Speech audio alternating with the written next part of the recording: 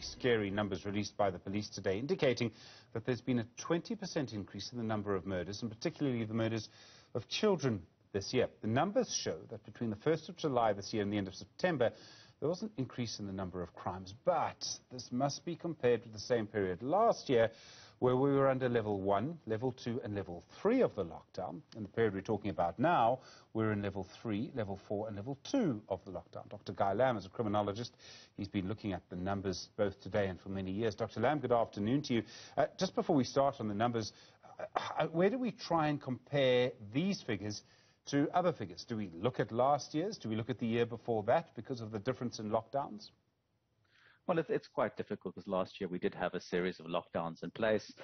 We had a series of lockdowns in place, and this year it's really just trying to look at the periods before 2020. I think that will sort of help as a bit of a yardstick. And if we do look at murder, which is the most reliable crime statistic because there's a body involved, it tends to be reported. We know from victims of crime surveys that most people report murder, that it is a reliable crime stat. So if we're looking at sort of they give us 5 years of data here. So we've got 2020, 2021, 2020, 2019, 2018. And we can look there and we can sort of see, based just on the past few years, that definitely murder has gone up.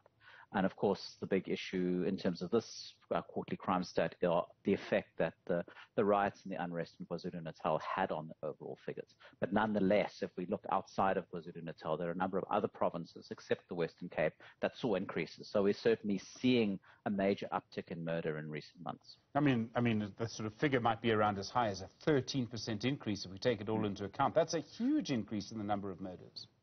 Absolutely. I mean, it's a question around we really need to take a step back, and we know that under sort of hard lockdown that had effect on various categories of crime, particularly violent crime, because of people were, confined to their places of residence. There was less traveling about, less access to alcohol, and so many of the risk factors that lead to sort of assaults or attempted murders or murders were dampened during that sort of hard lockdown period.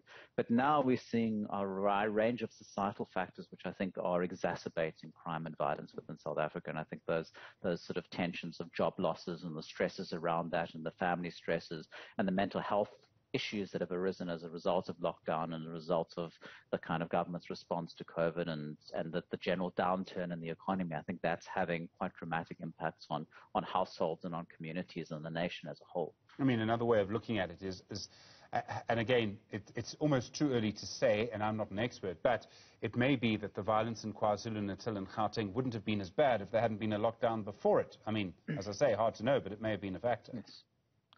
Definitely. It's very difficult to tell because, I mean, the unrest and the violence that happened and the looting that happened had a lot of orchestration behind it. But I think what it's done is certainly accelerated many issues within KwaZulu-Natal. Certainly when the next quarterly results will come out, there won't obviously be as dramatic increases as we've seen in KwaZulu-Natal, which saw more than a 44% increase in murder. But we're likely to see elevated levels of violent crime in most provinces going forward. The number of child murders is up by around 30%. Again, difficult to compare, but it shows you that we're a very dangerous society for children. Absolutely. I mean, this has been an ongoing issue, and that's why a number of interventions have been tried in a way to try and prevent this sort of violence from happening. I mean, child murder stems from violence against children, and it's usually as a result of, sort of parents or caregivers or other adults using violence against children either to punish them or out of a state of frustration or a state of anger, and some of the consequences can be that children are hurt and some children die as a result of that.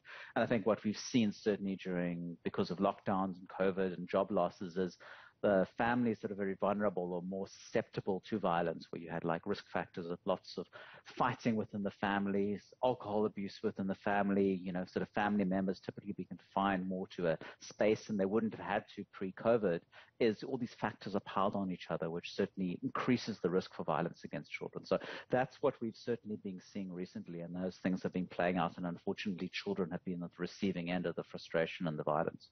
You suggested a moment ago, if I heard you correctly, that we could actually look forward to sort of significant increases in violence in our society in the future.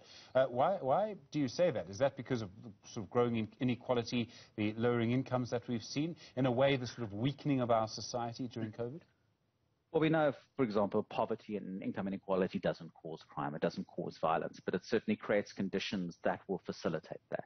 And we know in the sense of particularly violence against children, this is of a range of research and studies that have been done not only in South Africa but internationally, is these combinations of risk factors that happen within a child's life or an individual's life, whether it's in the home or community, at school, in society in general, as if more of those risk factors become more intense or more, kind of greater in emphasis, that can actually lead to a greater propensity for violence. And we're seeing that happening in South Africa with the sort of, struggling around access to housing, struggling around access to jobs, less people having access to jobs, those frustrations playing out.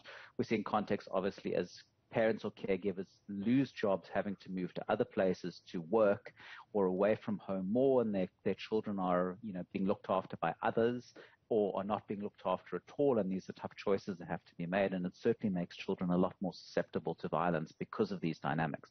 So certainly as we're not seeing an improvement in the economy, we're not seeing an improvement in employment numbers, all those issues are applying pressure not only on families and households in vulnerable areas, but on South Africa in general. But of course, we're also at a state of affairs where there's big question marks around the police. And if we want to deal with crime and prevent crime, there needs to be good relationships between South Africans and the police. And unfortunately, we're not there in many of these high crime areas, and it's not looking encouraging for the future. So that's why I'm kind of suggesting that we're likely to see a continuation of violence, maybe not significant increases, but certainly this kind of upward sort of every quarter or every year, this upward increase. I mean, if you but talk... Of course, that's... Yeah, carry on. I mean, but of course, then we need to look at the Western Cape, because the Western Cape is really interesting.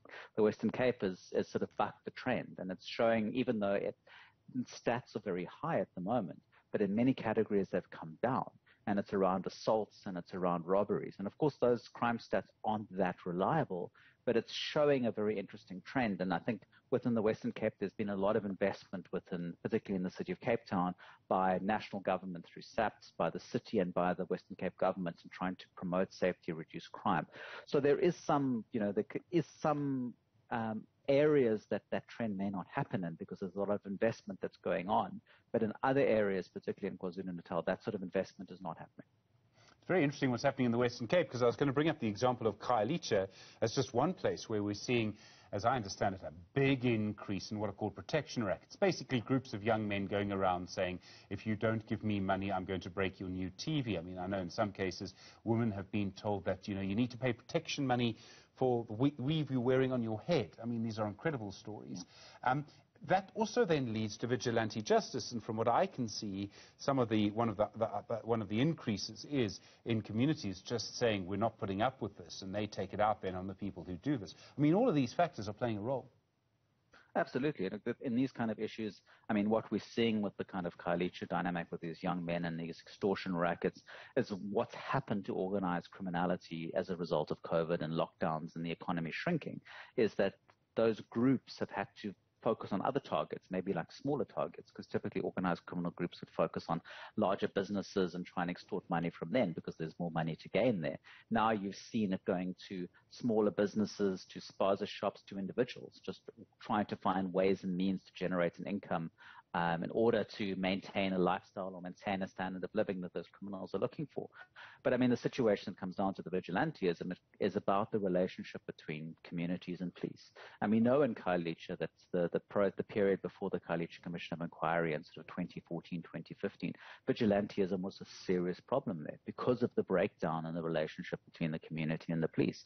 And we're seeing this happening in so many communities across South Africa, particularly high crime communities, where communities just say, well, listen, criminality is so bad here, we have to do something about it. The police aren't doing things as efficiently and effectively as we would like them to do, and things are taking a long time. So we're going to do something about it. And unfortunately, that's been quite a dominant trend for a few years now. I mean, it's a classic case in Mabopane in Pretoria and Swane, where you have, a vigilante called John Wick, who's taken on a group, I think, called Boko Haram. There's a big issue around the leadership of the police. So we have, high-profile kidnappings of children at the moment. The Moti brothers, another child in Mayfair this week. The head of the kidnapping unit is charged with extorting money from the family of a kidnapped child. I mean, when you have a dynamic like that, people who have children, kidnapped children, aren't going to go to the police. They're going to try and solve it themselves. Absolutely. I mean, there's obviously a concern that if in these sort of circumstances that the police may actually exacerbate or make the situation worse. I think in some circumstances the police have been quite helpful, but what this recent case we've heard with an attempt to acquire a bribe is certainly doesn't bolster one's confidence in the police when dealing with kind of high-profile kidnapping cases like this. Is there any reason to believe that the police will improve? I mean, the National Police Commissioner himself has questions around him. The President hasn't acted. I mean, I think there's a lot of frustration actually with the President himself because he's the one person who can act in this case. We've sort of been in a state of limbo around the police leadership for a number of months, if not more than a year now, going back to the iPad case and going back to the Grabber case. So there's serious question marks over the leadership of the very senior upper echelons of the police at the moment, the infighting, the suspension of kind of key members who appear to be doing a fairly good job. And so it's really, we're in a state of affairs as South Africans where we really need the president and sort of national leadership to take us into their confidence and explain what's going on, because we can't carry on going on like this. The situation's not going to improve if we have a kind of a police leadership in the state that they're in. We're sort of stuck, and we really need a way out, and we really need a new dynamic leadership that's going to reinvigorate the police, motivate the police, work with the good police, and the large majority of the police are good, to improve, to be more professional. It's going to require an intense national effort by everybody in society. It will require leadership. It will require it from the President. It will require communities to be part of this as well.